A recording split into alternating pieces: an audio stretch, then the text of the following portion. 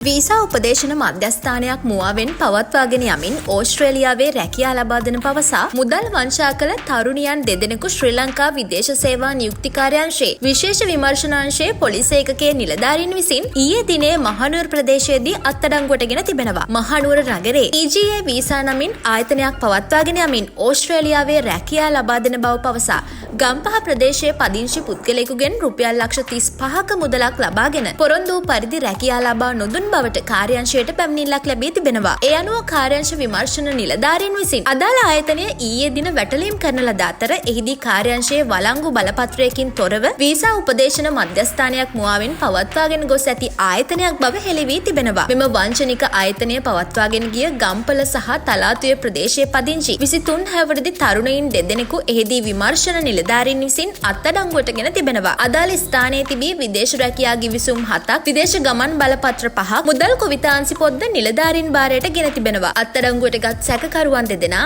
අද දිනේ මහනුවර මහේස්ත්‍රාත් අධිකරණය වෙත ඉදිරිපත් කිරීමට නියමිතයි.